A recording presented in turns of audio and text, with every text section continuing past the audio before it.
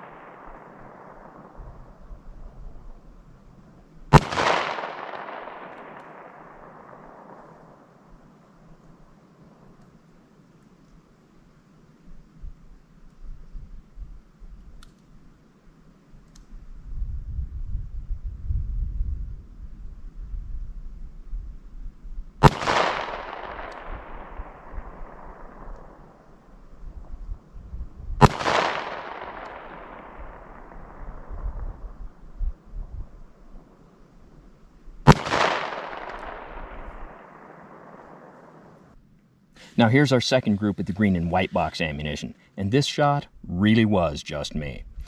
So when we look at this group compared to our green and yellow box group, there is just not much difference in the size and location of the groups. Now I have to explain something very important about both of these targets, and I know some of you are already asking, why am I hitting so high?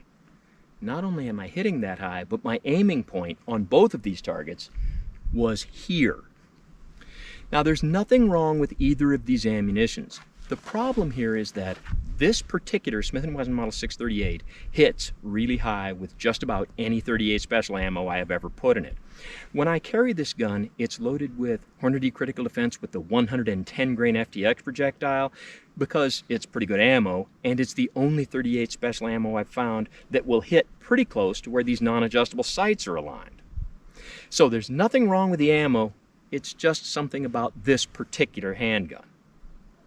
So how will these ammunitions compare for velocity? I've got the chronograph set up at about 7 yards, and I have my Smith & Wesson Model 638 with its 1 7/8 inch barrel loaded with the green and white box ammunition. Let's see what kind of velocities I get.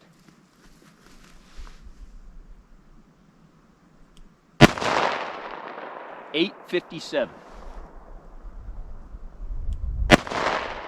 855, 868, 858,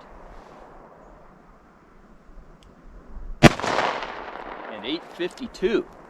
Let's see how that compares to the green and yellow box. And now our green and yellow box ammunition.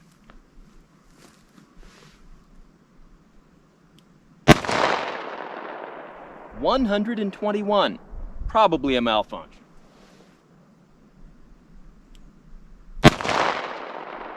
.898,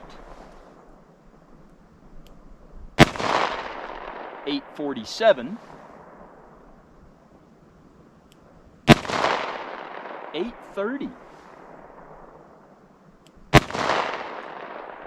861. Now I'm going to shoot a few more shots with the malfunction and so forth.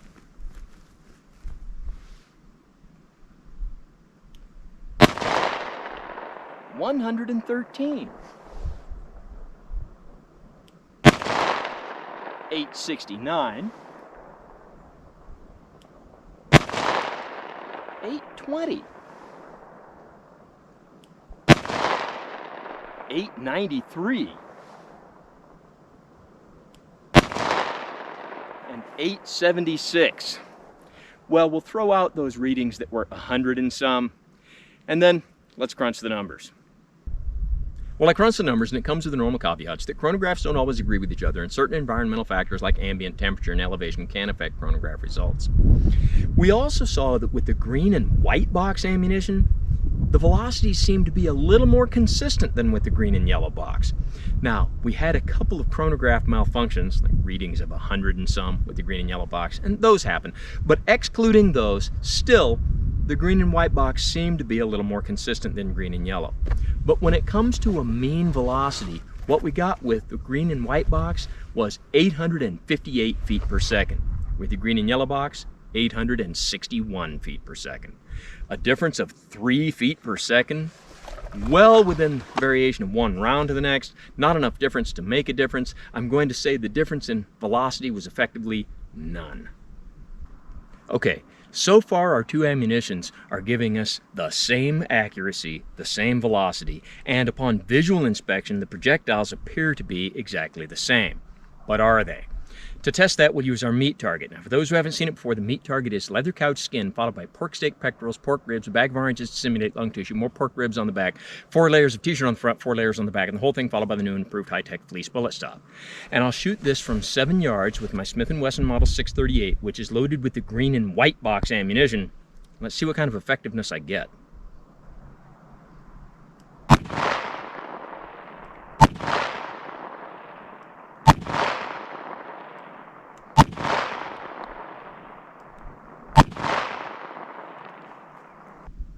Well, I've got the meat target taken apart.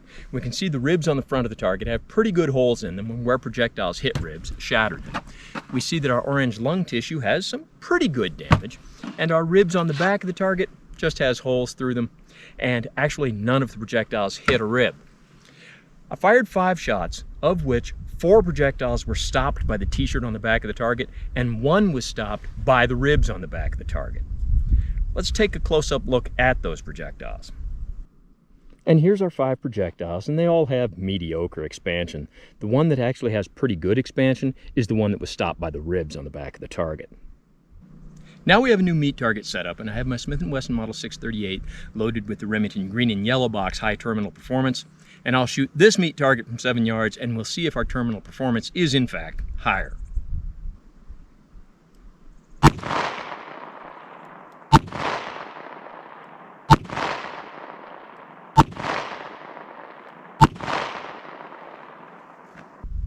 Well, I've got the meat target taken apart. I shot it 5 times, and all 5 projectiles were stopped by the t-shirt on the back of the target.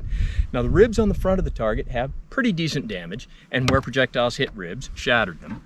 Our orange lung tissue has comparable damage to what we had with the other ammunition. Subjectively looking at it, I'm going to say pretty equal, possibly a little bit less. Now, our ribs on the back of the target just have holes in them, and again, none of the projectiles hit the ribs. So as far as damage to the meat target, highly questionable that our performance was any higher. However, let's take a look at our projectiles. In the back row, we have the projectiles from the first meat target, the green and white box. In the front row, the projectiles from the second meat target, the green and yellow box. And it would appear that to some limited extent, we did get on some of the projectiles a little bit more expansion, but not much. And there you have it. So the takeaways from all of this. Is there any real difference between the 2 ammunitions? Well, in terms of accuracy, really, no. In terms of velocity, no. In terms of damage to the meat target, very questionable as to whether or not one did more damage than the other. In my subjective view, it appeared as though maybe the green and white box ammunition did maybe just a little more damage. I'm going to say if there was any difference, it wasn't enough difference to matter. In terms of the hollow point expansion, it appeared as though the green and yellow box on some of the projectiles did have maybe a little more expansion, but that didn't really seem to translate into more damage to the target. So, is there a difference between these 2 ammunitions? I'm going to have to say, in a functional sense, not really. However, there are 2 very real differences between the green and yellow box and green and white box. One of those is the green and yellow box ammunition had nickel-plated casings. Nickel plating makes your casings more resistant to corrosion. So if you're in a very wet environment, whether it's raining a lot or just high humidity, if you're carrying your revolver in an inside the waistband holster and you're going to sweat on it a lot, some people might be of the opinion that those nickel-plated casings would be a plus. The other very real difference was the price. I don't like to talk about the specifics of price because it can change so much from one location to the next, can change so much from one week to the next. But I can tell you the green and yellow box ammunition had a significantly higher price.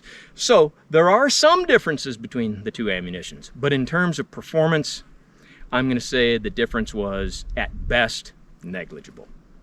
So as always, don't try this at home on what you call a professional, and thanks for watching the green and yellow box versus the green and white box 38 Special Plus P 125 grain semi-jacketed hollow point video.